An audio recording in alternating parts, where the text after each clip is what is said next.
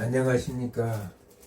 지난 한 주간도 편안하셨습니까? 요즘 날씨가 엄청 춥지요. 그러나 공원에 나가서 운동을 하다 보면 봄이 오는 소리가 들립니다.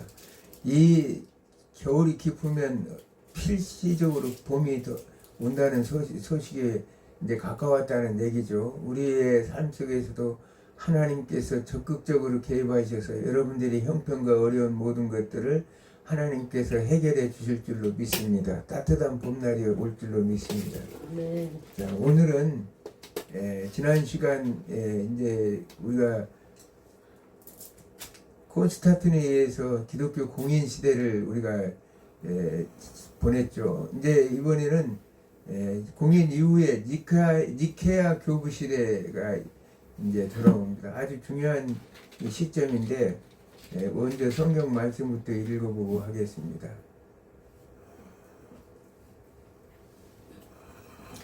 마가복음 9장 13장 9절부터 13절 한 절씩 교독합니다. 제가 먼저 읽고 하겠습니다. 마가복음 13장 9절 너희는 스스로 조심하라. 사람들이 너희를 공회에 넘겨주겠고 너희를 회당에서 매질하겠으며 나로 말미암아 너희가 권력자들과 임금들 앞에 서리니 이는 그들에게 증거가 되려 함이니라. 또 복음이 먼저 만국에 전파되어야 할 것입니다. 사람들이 너희를 끌어다가 넘겨줄 때 무슨 말을 할까 미리 염려하지 말고 무엇이든지 그때 너희에게 주시는 그 말을 하라. 말하는 이는 너희가 아니요 성령이시니라. 형제가 형제를 아버지가 자식을 죽는 데에 내주며 자식들이 부모를 대적하여 죽게 하리라. 또 너희가 내 이름으로 말미암아 모든 사람들에게 미움을 받을 것이나 끝까지 견디는 자는 구원을 받으리라. 아멘.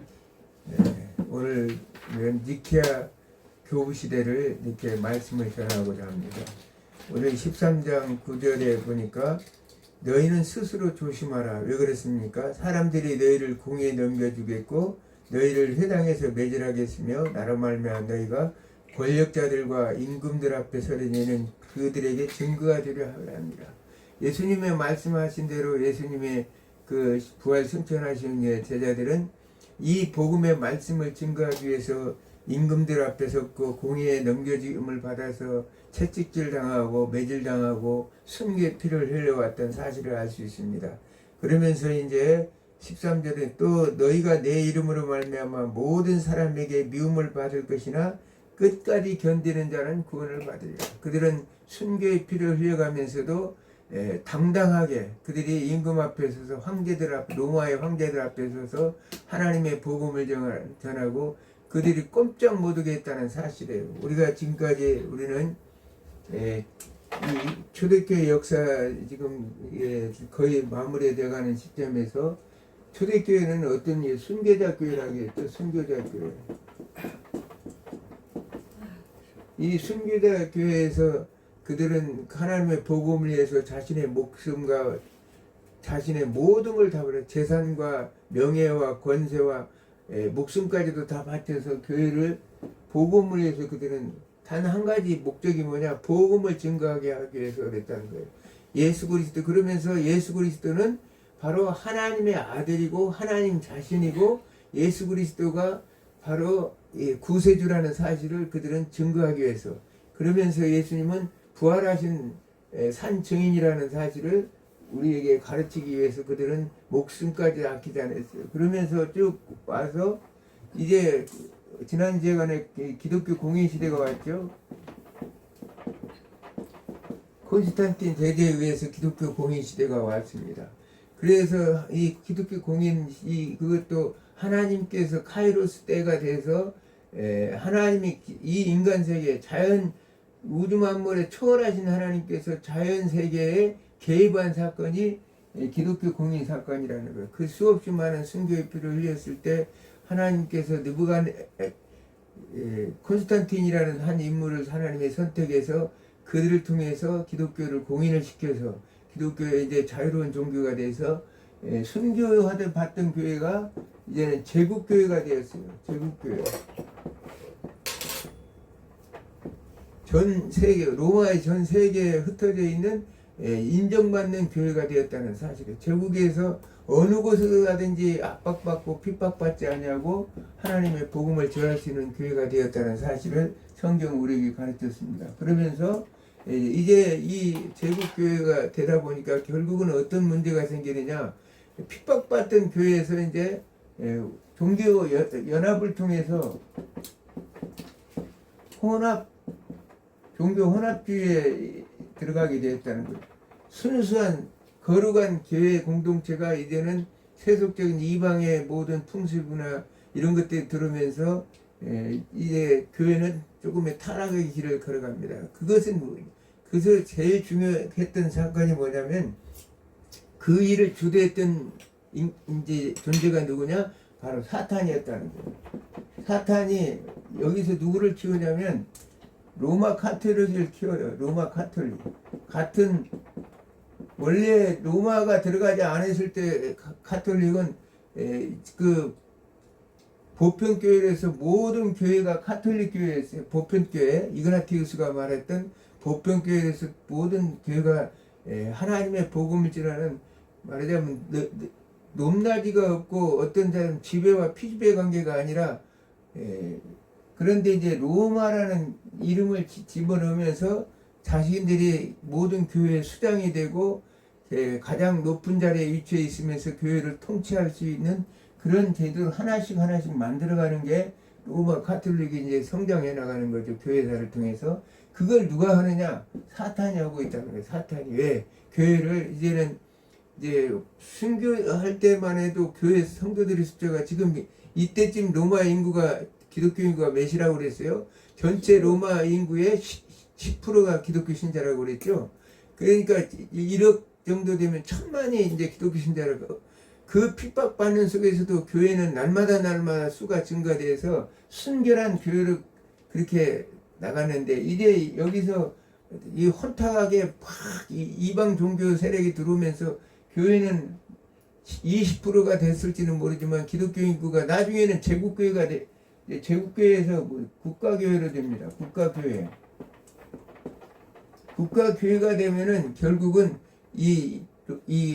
로마 카톨릭은 어떻게 되냐면 전 세계 로마를 전체를 지배하는 모든 100%가 이제 교회 성도가 되는 그런 교회가 되는 거예요. 국가가 교회라는 얘기는 무슨 얘기냐면, 테오도시우스에 의해서 380년 기독교가 국교로 이제 정해져 버리죠.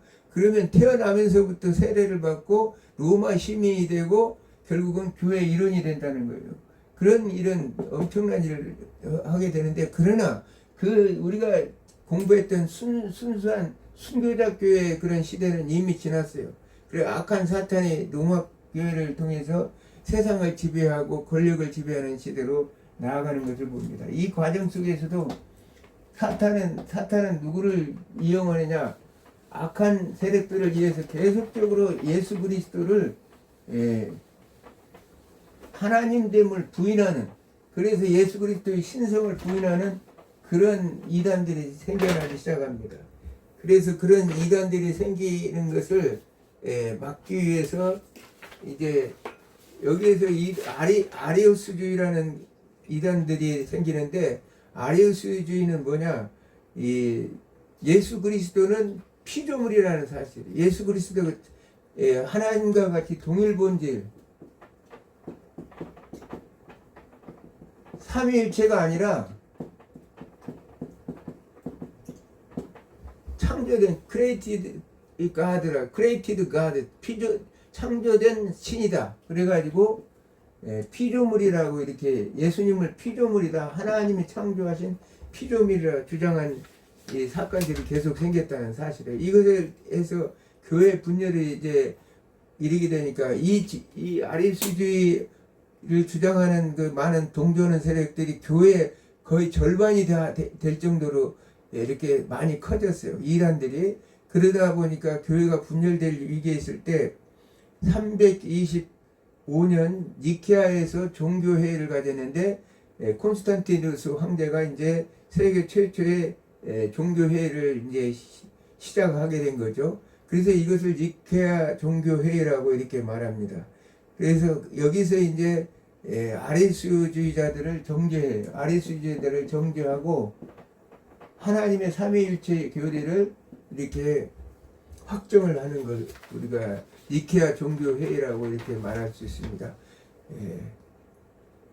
그래서 마찬가지로 이제 우리가 순교자들을 이그나티우스나 이레니우스나 터툴리안이나 이런 사람들이 삼위일체 교리를 계속적으로 주장하면서 예수 그리스도는 참 하나님이요 참 신이요 참 인간이다 이렇게 그걸 쭉 예수 그리스도의 신성과 인성을 주장해 왔죠. 그런데 이 예수 그리스도의 동일 본질, 여기 동일 본질이라는 것, 본질이라는 것은 속성을 얘기하는 것입니다. 본질이라는 말은 속성을 얘기해요. 속성을 하기 때문에 그 속성은 뭐냐? 지난번에도 얘기했지만 이 하나님이시였다는 그 자체는 동일 본질이었다는 건 우리 자연세계, 이 자연세계와는 초월한 그 초월성을 가지고 있다는 초월성을 내가 얘기했죠. 초월성. 성부와 성자 하나님은 초월성을 가지신 분이기 때문에 우주 만물의 자연과 질서의 법칙을 벗어난 초월적인 곳에 계시는 초월성을 가지신 분이기 때문에 바로 동일본질이라 제가 이렇게 말씀을 드렸습니다. 동일 본질은 하나님은 이 인간의 그 자연세계 속에서 이루어질 수 있는 그런 모든 것들을 초월하신 분이라 했어요. 그래서 성부와 성자 성령 하나님은 삼위일체 하나님이고 동일 본질이라고 이렇게 말씀드렸습니다. 이렇게 해서 이제 그래서 니케아 종교회의는 로마 제국의 안정과 기독교 교류의 통일이라는 정치적 정기적 목적을 동시에 달성하려고 이제 콘스탄틴이, 왜냐하면 사람들이 국론이 자꾸 분열되니까 기독교 교리의 통일을 이루어서 이제 분열된 이제 국론을 잠재우고 정치적으로는 안정을 꾀하려는 그 목적을 동시에 달성하려고 니케아 종교회를 콘스탄틴이 했던 걸 봅니다. 그러므로 기독교 역사상 최초의 세계 공회에서 이후 기독교 교리의 근간을 이루는 중요한 분수령이 되었어요. 삼위일체 교리가 확정됨으로 해서 기독교 교리가 이제 이 안정을 갖는 그런 분수령이 되었다고 이렇게 말씀드릴 수 있습니다. 그런데 여기에서 이제 도대체 아리우스라는 인간은 어떤 존재냐? 한번 알아봐야죠. 아리우스는 256년경 이집트 알렉산드리아에서 리비아 출신으로 부모가 리비아 출신인데 그 부모로부터 탄생했다는 거예요. 젊어서는 안티오키아의 루키아누스의 제자로 신학을 공부하였고 319년경 그리스도의 신성에 대해서 그리스도의 성부의 신적 동일 본성을 부정하게 되었다는 사실. 그러면서 거기서 공부해서 나와서 그래서 이제 성자 하나님의 삼위일체를 부정하고 예수 그리스도의 신성을 말하자면 신성을 부정하는 그런 주장을 하게 됐다고 이렇게 말하고 있습니다. 그러면서 그가 주장하는 것은 예수 그리스도는 영원한 실제는 아니라고 주장해요. 하나님은 어떤 영원성을 가지고 있죠. 영원성을 가지고 있기 때문에 하나님은 피조된 신이 될 수가 없어요. 하나님은 영원한 이터널 타임, 영원한 시간 속에서 존재하시는 분이기 때문에 피조물에서 될 수가 없는데 이건 아리우스주의자들은 그걸 부정하고 예수님은 피조된 하나님이라. 그러니까 하나님은 하나님인데 피조된 하나님이고 영원 중에서 이제 가장 먼저 창조했다. 그러니까 우리가 지난 것도 공부했지만 크로노스의 시간이 이런 시간이 흐른다면 태초의 이 시간 시점에서 이전에 예수님께서는 이전에 하나님이 창조하셨다. 그 아리수주의자들은 이 태초 이전에 예수님이 먼저 창조돼 가지고 그래가지고 이 창조된 그 말하자면 진짜 하나님은 아니고 조금은 저속한 하나님, 말하자면 유사 하나님이라고 그래요. 유사 하나님이 그가 이제 우리가 성경이나 말씀하신 대로 예수님이 이 창조에 개입해 가지고 우주 만물을 창조하셨다고 이렇게 말하고 있는 것입니다. 그래서 아리우스는 예수는 성부 하나님에 가까운 유사한 본질을 가진 호모 호모이오시우스. 발음하기가 굉장히 어렵습니다.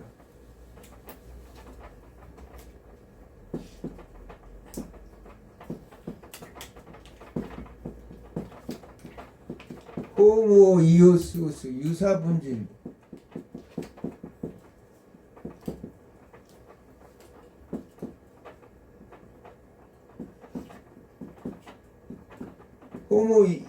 호모우시오스라는 단어는 뭐냐면 동일본질이라는 단어입니다. 동일본질. 단어 하나에 뭐가 차이나면 이라는 단어가 하나 더 들어갔어요. 호모우시오스라는 것은 유사본질이다. 호모우시오스라는 것은 동일본질이다. 그러니까 예수님은 완전히 하나님과 같은 동일본질은 아니고 비슷한 하나님과 같은 비슷한 존재, 비슷한 이제 실체라고 얘기하는데 호모이오스라는 단어가 비슷한이라는 그 단어인데 유사한 하나님과 유사한 이제 하나님이다 이렇게 얘기하는 거예요. 그러니까 하나님보다 한 단계 낮은 하나님이라는 것이죠. 동일 본질이 아니라고 말하는 것입니다. 그러므로 인해서 여기에 대해서 이제 그 당시에 삼위일체를 주장했던 아까 니케아 종교회의에서 알렉산드리아의 알렉산드로스와 아타나시우스가 그것을 강력하게 이제 예수 그리스도의 동일 본질을 주장해 와서 호모우시오스라고 주장한 거예요. 여기 호모우시오스라고 동일 본질이다. 예수 그리스도는 동일 본질이다. 성부와 성자 성령 하나님의 삼위일체다. 이 얘기를 동일 본질이라는 얘기를 주장한 것이 바로 아까 말씀드린 니케아 종교회의의 모든 시작의 발단이었다는 사실이에요. 제가 이제 설명을 드리겠습니다. 예수님은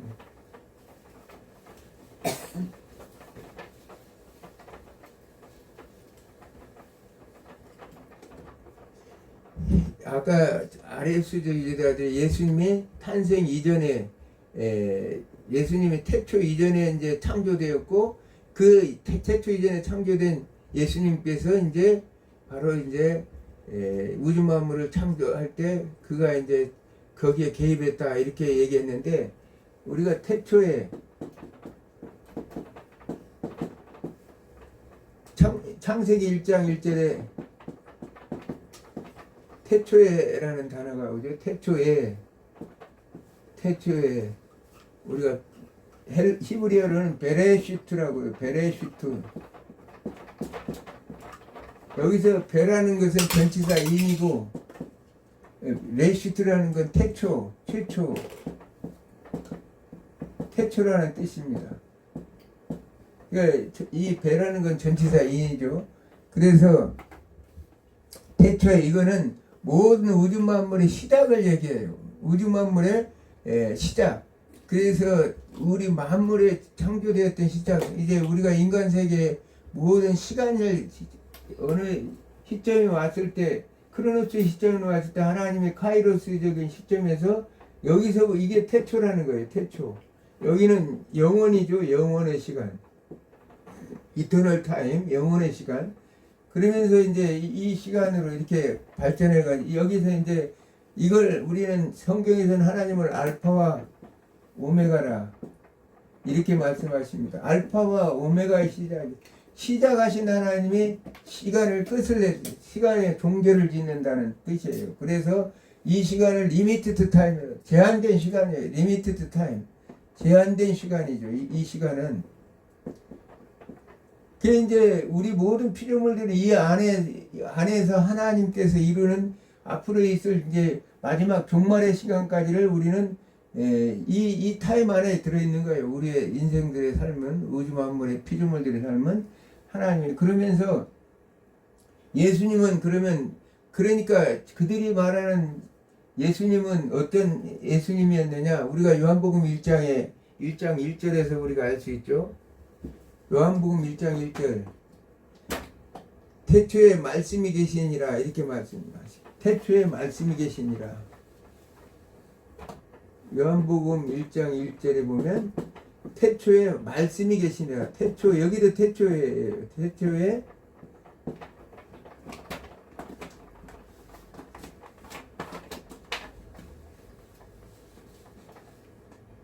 말씀이 계시니라.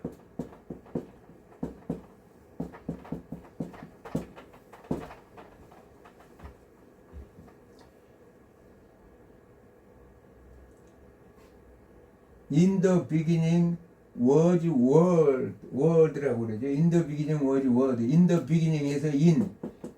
여기서 이제 헬라어는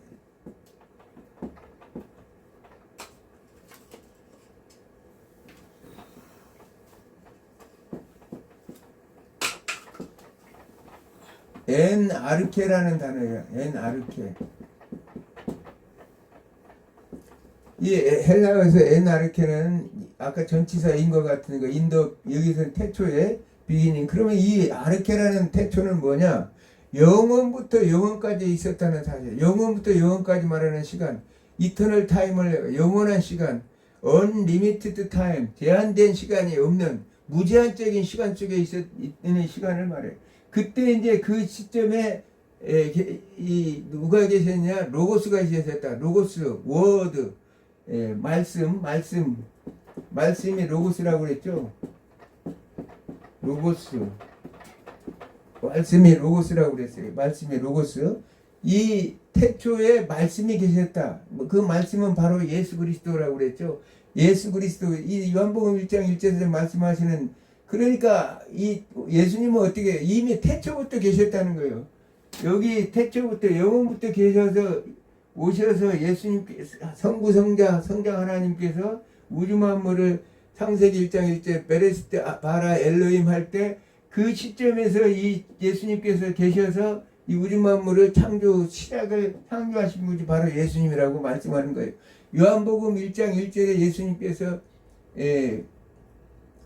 태초에 말씀이 계시니라 해서 그 말씀은 바로 하나님이었고, 하나님과 함께, 말씀이 하나님과 함께 계셨으니 그 말씀은 곧 하나님이라 이렇게 말씀하죠. 그러니까 그 말씀이 언제 하나님과 영원부터 같이 있었다는 얘기예요. 엔아르케, 이터널 타임, 영원한 시간, unlimited time. 여기는 제한된 시간이 아니라 무제한적인 시간 속에 있다가 하나님, 이제 예수님이 창조에 개입했다고 성경은 이렇게 가르치고 있습니다. 그래서 분명하게 성경은 이렇게 가르치고 있는데도 그 악인들은 그렇게 우기를, 성경을 변질시키고 오해를 하게 만들고 사람들을 미혹해서 깎아내려, 하나님을 어떻게든 깎아내리고자 하는 것이 사탄의 계략이기 때문에 어떻게 보면 하나님을 망신 주고 못 얻을까 한 게 사탄의 계략인 것을 우리가 알 수 있습니다. 그래서 이제 사탄은 그런 존재예요. 그래서 이것을 이제 4세기의 교회를 이끌었던 위대한 지도자가 있는데 바로 아타나시우스라는 사실이에요. 아타나시우스.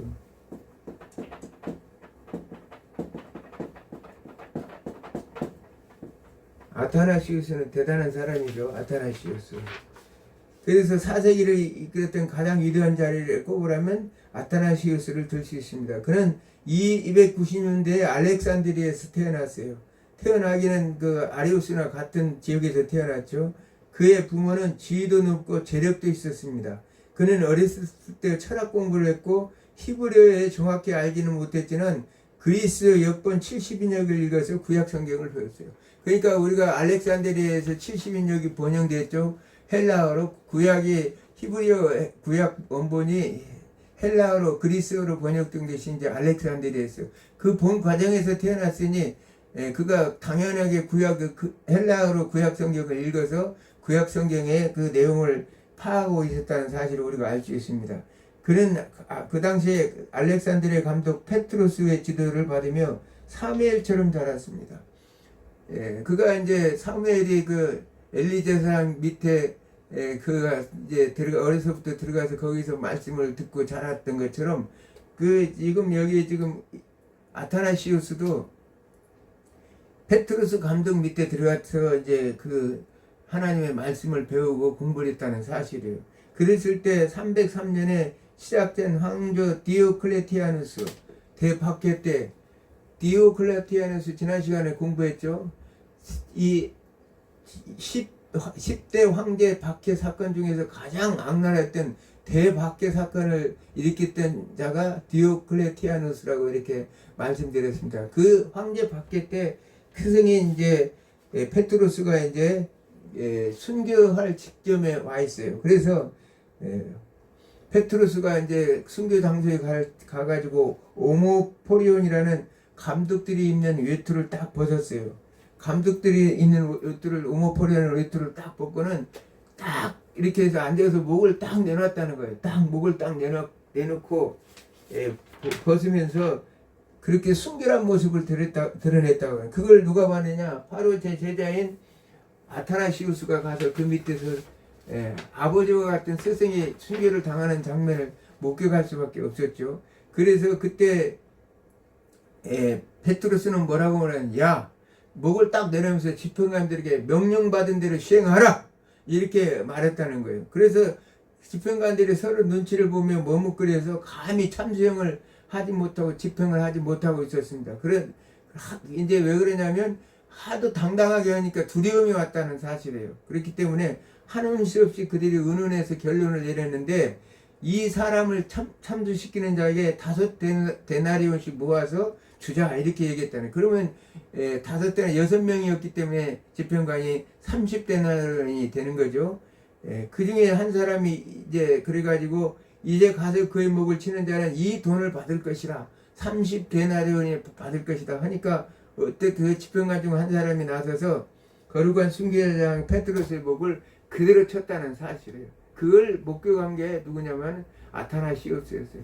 자기가 사랑하는 아버지 같은 페트로스가 그 당당하게 순교당하는 모습과, 그러면서 집행관들이 두려움에 떨려서 돈 30에 마치 우리가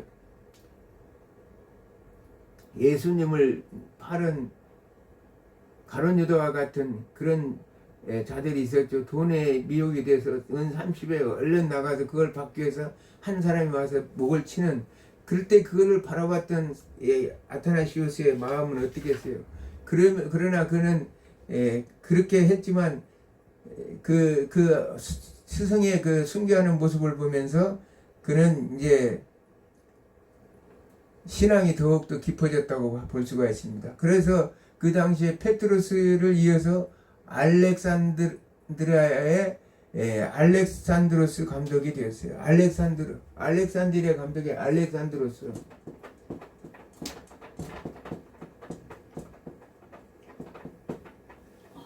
알렉산드로스가 감독이 되었는데, 이게 이제 그래서 제 니케아 그 공의회를 이끌었던 주역들이 알렉산드로스와 아타나시우스예요. 왜냐하면 알렉산드로스 감독 밑에 또다시 아타나시우스는 그 밑에서 다시 수학을 하면서 신학과 모든 것을 정립해 나갔다는 사실을 알 수 있습니다.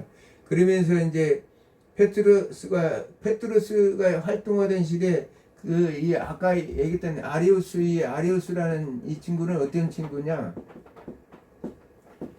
아리우스 때는 그 교회에, 알렉산드리아 교회에 이제 집사였다는 사실이에요. 집사였는데 하도 그가 엉뚱한 소리를 하니까 결국은 파직을 당했어요. 파직을 당했는데 그 아리우스는 이제 페트로스에 의해서 알렉산드리아 감독이 이제 알렉산드로스가 왔는데도 그는 말을 듣지 아니하고 계속 이제 사람들을 모아가지고 예수님은 하나님으로 창조되지 않았고 세례를 통해서 그리스도로 저속한 하나님이 되었다는 견해를 주장했어요. 예수님이 하나님이 된 것은 세례를 받은 이후에, 우리가 이 사복음서에 나오죠. 예수님의 세례 장면, 세례를 받은 이후에 그리스도가 되었다는 거예요. 그래서 예수 그리스도는 완전한 하나님이 아니라 저속한 하나님, 유사한 하나님, 그런 하나님이 되었다고 주장하니까 알렉산드로스가 어쩔 수 없이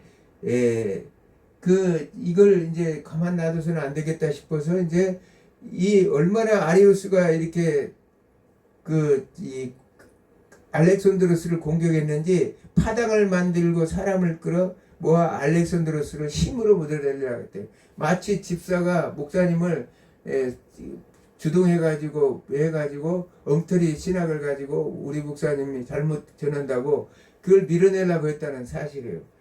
그런데 이제 아리우스는 성경이 아니 이제 문헌에 보면 키가 크고 군살이 없는 몸매에 준수한 용모와 겸손한 말투를 썼고 여자들은 그의 정중한 예의와 외모에 감동했고 남자들은 그의 지적 탁월함에 감명을 받았다고 합니다. 사탄의 후예들이 가만히 이단들이 보면 얼굴이 잘생겼어요. 이단들이 여자들이 특히 그래서 잘 따르고 거기에 순종을 한다는 사실을 우리가 알 수 있습니다. 여자들이 우리 같은 사람은 뭐 걱정할 것이 없어요. 요즘 남자 목사님들 외모가 충출한 사람은 여성 신도들과의 스캔들이 많아가지고 많은 문제를 일으키는데 우리 같은 사람은 워낙 인물이 못생겨가지고 아예 그럴 염려가 전혀 없이 우리 김영수 목사님이 편하게 지금까지 목회를 한 것 같아요.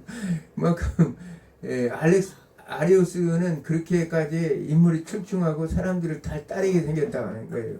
그래서 이제 많은 사람들이 파당을 지어가지고 그 당시에 알렉산드리아 이제 성도들의 반이 아리우스를 따랐다고 이렇게 말하고 있습니다.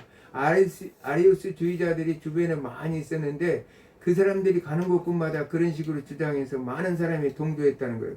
그걸 본 아까 알렉산드로스와 이제 아타나시우스는 321년 종교회의를 개최하여 아리우스의 그릇된 자세와 신학을 고발했어요. 이 고발을 계기로 해서 결국은 325년 니케아 종교회의가 열렸고 이렇게 해서 이제 이 아리우스가 이단으로 정죄되었다는 사실입니다. 이 회의에서 아리우스파가 이단으로 정죄를 받고 니케아 신조가 작성되었으며 니케아 신조는 실제로 아타나시우스가 준비한 내용을 기초로 만들었어요. 그 아타나시우스가 어려서부터 철학을 공부하고 열심히 신학을 공부했기 때문에 그들의 얘기를 많이 공부를 해서 결국은 이 삼일체 이론을 주장해서 그 모든 내용을 기초로 만든 자가 누군데 아타나시우스인데 그가 그때 나이가 27세였다는 거예요. 얼마나 사람이 똑똑한지를 알 수가 있죠. 그래서 그런 이집트의 민족 지도자요, 교회 정치가요, 삼일체 교리를 정립한 니케아 정통 신학을 수호한 신학자로 아타나시우스는 지금도 전해지고 있습니다. 그런데 문제는 뭐냐? 그러니까 콘스탄티누스가 아리우스주의자들을 정죄한 다음에도 이 이단들은 끝까지 황제와 가까운 사람들을 이렇게 통해서 이제 자기들 주장을 펼치고 자기들의 세력을 넓히려고 오늘날도 마찬가지예요. 마치 우리 이재명 대통령이 재림주라고 이렇게 했을 때 그걸 동조하는 세력들이 있어요. 우리 한국교회 목사님들 중에서도 재림주라고 해도 그렇지 그렇게 믿고 따르는 목사님들이 있어요. 그것도 마찬가지로 그래서 이제 콘스탄티도 흐뭇했어요. 왜 그러냐면 계속적으로 그걸 얘기를 하니까 이 아타나시우스는 5번이나 걸쳐서 추방을 당했어요. 근데 나중에 이제 알렉산드로스가 이제 떠나고 결국은 이제 아타나시우스가 감독이 됐는데 알렉산드리아에 이제 감독이 됐는데 그 감독이 된 이후에 5번이나 이제 추방당했어요. 만약 정죄당하듯이 이단 정죄당했듯이 추방당 황제들이 추방당했다는 거. 그래서 그는 이 추방 생활에서 참 그 힘든 이제 어려운 싸움의 과정을 거치게 되죠. 그런데 문제는 왜 황제들이 그렇게 정통교회 니케아 신조를 완전히 정립해놓고도 그렇게 했을까? 문제는 자기들도 예수님처럼 신처럼 되겠다고 생각했다는 거예요. 문제는 뭐냐? 그 당시에 황제들이 지난번에도 얘기했지만 로마 황제들은 자기를 퀴리오스라고 그러죠. 퀴리오스. 자기를 로드, 주라고 이렇게 부르기를 원했다고 그랬죠. 트라이아누스 황제가 이그나티우스에게 얘기할 때 너는 나인 이 퀴리오스 트라이아누스가 있는데 왜 예수를 주라고 부르느냐 이렇게 얘기할 때 이그나티우스는 나에게 주님은 예수 그리스도 한 분밖에 없습니다 이렇게 해서 그가 처참하게 죽음을 당했던 걸 우리가 알 수 있습니다. 그처럼 이제 그 이유는 뭐냐면 이 예수님이 세례를 받은 후에 아리수자들이 뭐냐면 예수님은 세례 이후에 그리스도가 되었다는 거예요. 그리스도. 그래서 그 말은 예수님은 도덕적으로 흠결이 없이 그렇게 인정을 받아서 결국은 그리스도라는 얘기는 하나님이라는 얘기죠. 하나님이 되었는데 이게 하나님과 동등해야 그 유사 하나님, 호모이 우시오스라고 그랬죠. 호모이 우시오스, 유사 본질이라고, 유사 본질. 호모시우스가 아니라 호모우시오스가 아니라 동일 본질이 아니라 호모이 우시오스, 유사 본질이라고 얘기했다는 거예요. 그러니까 그들이 생각할 때, 야 그래? 그러면 우리도 사람이 노력에 의해서 하나님도 신이 될 수 있구나. 이렇게 생각했다는 거예요. 로마 제국 황제들은 그 예 없이 스스로 신을 착각을 했기 때문에 황제들은 스스로 자기들도 인간이 하나님이 될 수 있다는 이론이 성립되기 때문에 자기들 스스로도 신적 존재가 될 수 있다고 생각을 해서 아리수주의자들을 지지했다는 사실. 그래서 이그나티우스 같은 아타나시우스 같은 그런 정통 신학자들을 추방시켜서 아타나시우스는 그 수없이 많은 고통과 고난을 당했던 걸 봅니다.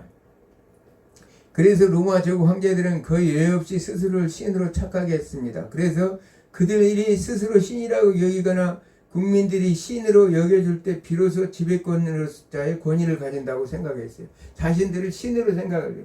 그래서 아타나시우스들을 그렇게 추방시키고 고생시켜서 결국은 마지막까지 그런 추방당해서 그 고통 속에서 살다가 이제 순교를 했던 걸 봅니다. 자, 우리 오늘 말씀을 맺겠습니다. 이제 이 시대가 정말 이 이단들이 너무나 설치고 하나님의 말씀의 교회가 흔들리는 시대예요. 이럴 때 우리가 정신 바짝 차려야 돼요. 이단들은 아리우스처럼 얼굴도 잘생기고 용모도 훤칠하지 말도 아주 그럴듯하게 합니다. 얼마나 말을 잘하는지 몰라요. 우리가 하늘궁전 지었던 과거에 그 대통령도 나왔던 그 친구 있죠. 그 사람 봐봐요. 얼마나 인물도 잘생기고 자기가 대통령처럼 박근혜 대통령하고 결혼하겠다고까지 말하자면 얘기했던 사람인데 그 사람이 이 얼굴도 잘생기고 말을 그렇게 나와서 얘기할 때 연설할 때 잘하더라고요. 그래서 허경영 그런 사람들을 보면 우리가 정말 이단들은 말을 잘해요. 인물도 잘생겼고. 그래서 그런 것에 미혹해서 넘어갈 수가 있다는 거예요. 오늘날도 이 한국 교회도 이단들이 되면 이제 이단들에 대해서는 제가 이제 아직 좀 어거스틴의 신학이나 또 로마 카톨릭 그 다음에 마지막 초대교회에서 마지막에 이단들에 대해서 하나하나를 이제 설명하고 강의하려고 그러는데 이단들이 너무 많아요. 그러면서 오늘날도 멀쩡한 대통령을 재림지라고까지 얘기하는 이단들이 얼마나 많습니까? 그걸 또 추종하고 박수를 치는 교회들이 있다는 거예요. 그게 정말 기가 막힌 현실 속에 살고 있어요. 그렇기 때문에 우리는 아타나시우스 같은 알렉산드로스 같은 아까 페트로스와 같은 그런 순교적 정신을 가지고 나는 이제 그렇게 생각이 들어요. 페트로스를 참 읽으면서 부럽더라고요. 딱 들어오고 목을 딱 내고 내 목을 쳐라 딱 이렇게 얘기했을 때 그 당당함과 그 순교자 앞에 그 제자들이나 사람들을 봤을 때 얼마나 존경스럽겠습니까? 그런 모습을 때 나도 그 시대에 태어났으면 저렇게 목을 한번 탁 내놓고 쫙가닥 잘리면서 천국으로 갔을 텐데 지금 이 고통 속에서 정말 악한 영들과 악한 세력들과 싸우려니까 정말 힘들다 이런 생각을 가져요. 그 순교한 페트로스가 부럽더라고요. 어쨌든 여러분들이 삶 속에서 하나님은 이런 역사 가운데서 지난번에 얘기했죠. 하나님은 카이로스의 때가 있다는 거예요. 그러면서 여러분들의 삶의 고난 속에서도 개입하셔서 세메이온의 기적을 나타낼 수가 있다는 거예요. 세메이온의 이적. 이 세메이온 이적을 여러분들의 삶에서 나타날 수 있다는 사실을 믿으시고 여러분들이 말씀으로 무장되고 이 어려운 시대에 반드시 승리하는 여러분이 되기를 주님으로 축원합니다. 기도합니다.